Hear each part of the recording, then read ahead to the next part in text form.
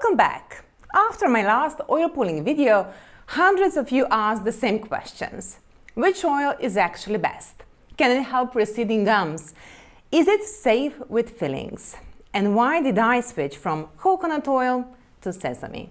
Today I'm answering all of it honestly, with biology, traditional wisdom, and what I've learned through years of practice. Let's begin with the biggest question of all. Which oil should you use? This was by far the most common question, and I understand the confusion because online it often sounds as though coconut oil is the only acceptable answer. Well, it isn't. Coconut oil became popular for good reasons. It tastes pleasant, many people enjoy the texture, and it contains compounds such as lauric acid that have been studied for antimicrobial effects. So yes, coconut oil absolutely has a place in oral care. But traditional systems like Ayurveda approach this differently. They did not ask, what is the best oil for everyone? They ask, what season is it? What state are the tissues in? Is there dryness, heat, congestion, sensitivity? What does this person need right now? That is far more intelligent question.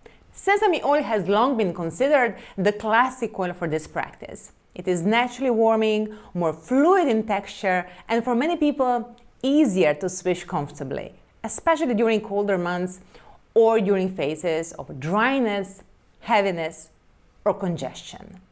It is also the oil I personally return to. Coconut oil can be wonderful during warmer weather for people who run hot or when the mouth feels irritated and inflamed. And sunflower oil, which many people forget, has historical use as well. It is lighter and more neutral, often a lovely middle ground for sensitive people who dislike stronger flavors. My honest advice is this. Use a high-quality, food-grade oil. Then, pay attention. The best oil is the one that leaves your mouth feeling cleaner, your gums calmer, and your body happier the next morning. Consistency matters more than ideology. Many of you ask why I mentioned moving away from coconut oil. My own relationship with oil pulling began around 15 years ago. I practiced it, then life became busy and, like many good habits, it drifted away for a while. Years later, after pregnancy, I noticed changes in my gums that genuinely concerned me. Recession, sensitivity, and those little pockets many of you mentioned in the comments as well. That experience brought me back to basics. At the time, I had also been dealing with more sinus heaviness and congestion, and coconut oil simply did not feel like the right fit anymore. When I returned to sesame oil, I personally noticed a difference. Not only in how my gums felt, but in that sense of clarity through the head and sinuses that many people describe. And this is why I always say, your body is dynamic. What served you 5 years ago may not be what serves you now. That is not failure. That is physiology. A lovely question I saw repeatedly was, can I mix xylitol into the oil? I personally would not. They work differently and are usually better used separately. Think of oil pulling as supporting soft tissues, saliva flow, and mechanical clearing of the mouth. Think of xylitol as a separate tool, often used for animal support and managing certain cavity-causing bacteria. They can both have value. They simply do not need to be in the same spoon. What if coconut oil hardens in winter? Please don't boil it. Just warm the jar gently in warm water, but also notice what nature may be telling you. When an oil becomes hard and stubborn in cold weather, sometimes it is worth asking whether your body might appreciate something warmer and more fluid in that season, like sesame or sunflower oil. Sometimes health guidance is right there in the kitchen. How much oil should you use? Usually people use too much. You do not need a mouthful. In fact, using too much often creates jaw fatigue and makes people give up unnecessarily. Start with 1 teaspoon. As you swish, the oil combines with saliva and naturally increases in volume. If halfway through it feels like too much, simply spit a little out and continue. There is no price for discomfort. And now a very unglamorous warning. Please do not spit oil into the sink, especially coconut oil. It can harden in the pipes and create a completely avoidable plumbing issue. Use a tissue, paper towel, or bin. Not glamorous advice, but useful advice. Now, this may have been the most repeated question of all. Do I brush before or after oil pulling? My personal preference is tongue scrape first, then brush, then oil pull, and finally rinse. Why? Because removing surface debris first often allows the oil to move more freely around the gum margins and between the teeth. Think of it as clearing the space before doing the deeper work. Afterward, rinse with lukewarm water.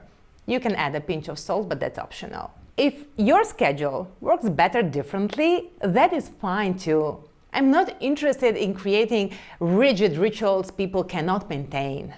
I'm interested in what people can do consistently. How long do you really need to swish? This is where many people stop before they start. They hear 20 minutes and decide wellness has become unreasonable. I hear you. So let me simplify this. If you're new, 3 minutes is excellent. 5 minutes is lovely. 10 minutes done regularly is far more valuable than 20 minutes done once a month. There is also a practical sign many people do not know.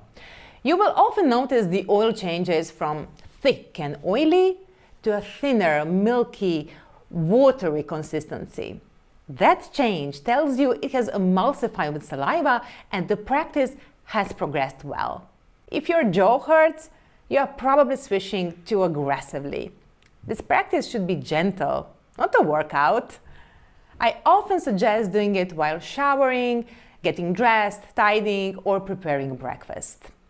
Let the ritual fit into life. Does oil pulling break a fast? For those of you who practice intermittent fasting, I know this question comes up constantly. In practical metabolic terms, generally no, because you are swishing and spitting, not meaningfully ingesting calories. So for most people, oil pulling does not break a fast. Now, if someone follows a very strict therapeutic fasting protocol, they may choose to skip everything except water, but that is a personal choice. For normal, intermittent fasting, most people consider oil pulling completely compatible. Another major concern: will oil pulling pull out my filling? No. The name can sound dramatic, but this is gentle swishing, not suction. Stable fillings, crowns, implants, and braces are generally not a problem. In fact, many people with braces appreciate practices that help freshen hard-to-reach areas. If you wear clear aligners, simply do the practice before placing them back in. If something is loose, painful, recently placed, or healing after surgery, use common sense and wait or ask your dentist. Softness is the secret here. Now, I want to talk about something sensitive because many of you asked it very vulnerably. Can oil pulling regrow receding gums? This deserves honesty. Sometimes what people call regrowth is actually the reduction of inflammation. When gums are swollen, irritated, and inflamed, they can appear more recessed or pulled away than they truly are. As inflammation settles and tissue quality improves, gums often become firmer and begin hugging the tooth more closely again. That visible change can be very meaningful. Oil pulling may support this by helping reduce bacterial load, improving the oral environment, increasing saliva, and encouraging a more consistent care routine. That matters. However, true structural recession, bone loss, bite issues, grinding, and periodontal disease are more complex and may require professional treatment. So the goal is not miracle language. The goal is heal what can heal, stabilize what needs stabilizing, and stop accelerating damage. That is real progress. Can oil pulling heal cavities? Another honest answer. Oil pulling can improve the environment of the mouth. But if there is a true structural cavity, a hole in the tooth, please see a good dentist early before a small issue becomes an expensive one. And where possible, consider a practitioner who understands the wider biological context of oral health. Because the best care often combines good dentistry, good habits, nutrition, inflammation management, and nervous system health. Your practitioner and your lifestyle should be on the same team. Modern research keeps confirming something traditional systems understood long ago. The mouth is not separate from the body. Your gums reflect inflammation, your saliva reflects stress, your microbiome affects more than digestion. Jaw tension often mirrors nervous system tension. So oral care is not vanity, it is foundational health. And beyond all of that, there is something quietly valuable about beginning the day with the calm act of self-respect. No screen, no noise, no urgency, just a few minutes of consistency.